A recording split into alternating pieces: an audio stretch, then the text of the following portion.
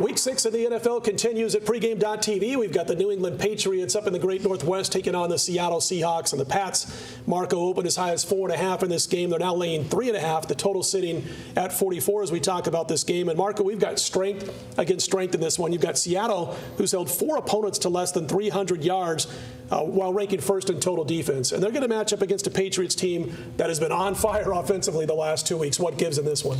Well, I'm going to start it off. You know, I look at scheduling and situations, and this is a horrible spot for the Patriots. This is going to be their 3rd road game in 4 weeks. They play in, they're going all the way across country, traveling from New England to Seattle. Last week they had to play the Denver Broncos, a big hyped up game. Tom Brady against Peyton Manning, a lot of hype with that.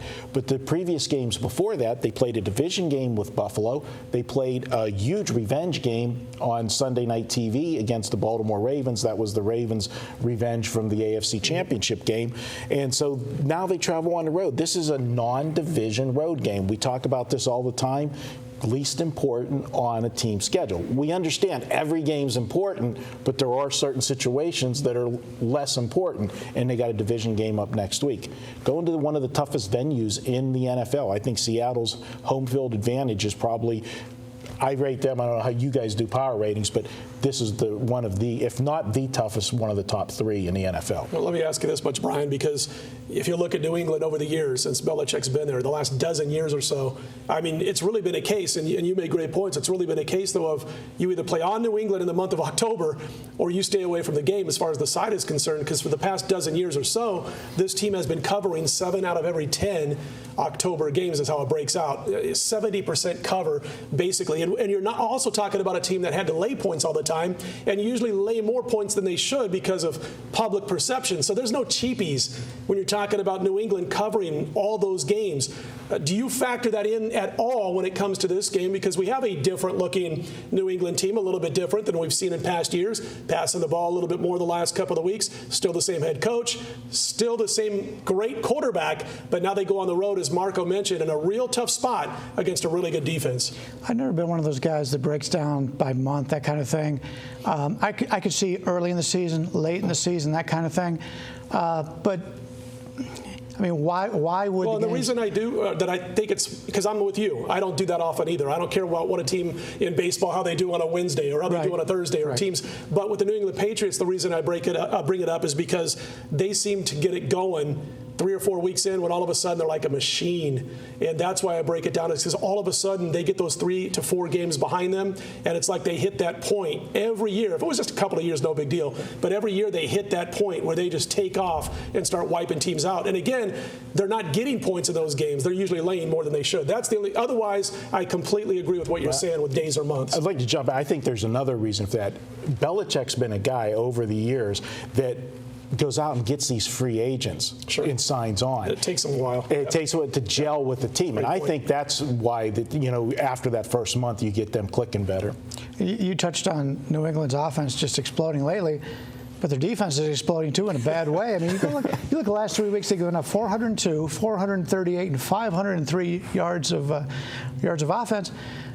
This is a team who was supposed to be improved defensively. I'm not sure we're seeing that. Right, and I agree with that also. Marco, this is your pick, your free pick of this game. What I'm going to ask you, though, is last week when I was analyzing the New England-Denver game on a couple of the shows we did, I think it was First Preview Radio, I had mentioned I can't wait to see, after Peyton Manning came off a 30-for-38 night the week before against the horrible secondary of the Oakland Raiders, wanted to see if the velocity was going to be on the football. Also wanted to see how Peyton Manning, he likes to step up in the pocket when he gets under a little bit of pressure and he makes pinpoint accurate throws. But I wanted to see how he was going to do when that man-child at nose tackle, Vince Wilfork, was going to come up the middle, that open lane, when Peyton Manning's stepping up in the pocket. That can create, bad throws. You can float it a little bit trying to get over Wilfork.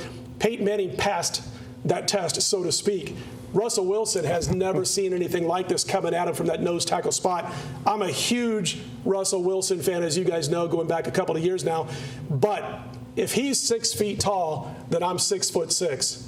Bottom line, he's probably 5'10", 5'11", and he has to make that adjustment with Will Fork coming right up the gut. They do, but one thing that Pete Carroll's done with this team is he's kept Russell Wilson in situations where he can exceed. And fortunately, because of that defense, they haven't given up more than 20 points to any opponent this year. They've been in every ball game, so he hasn't had to strap the team on his back and have to win. Now, if New England comes in here and jumps out 10, 14 points early, then it changes the whole game plan.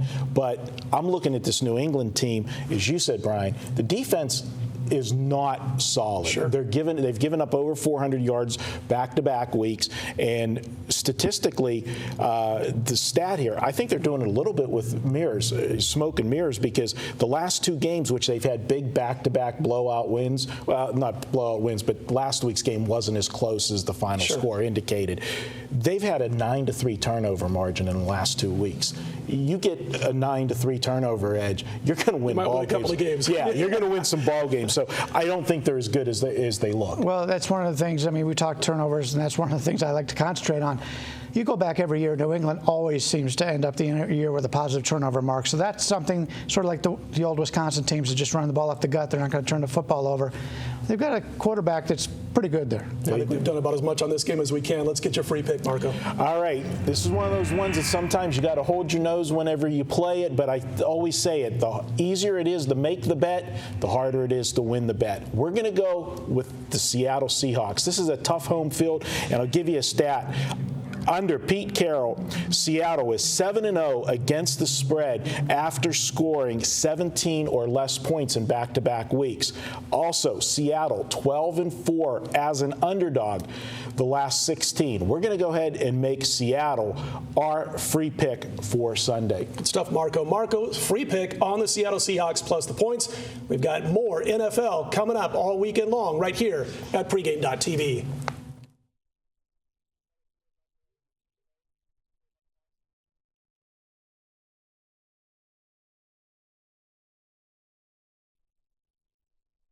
Because you said, I was going like this. And then as soon as I went to 3, you win.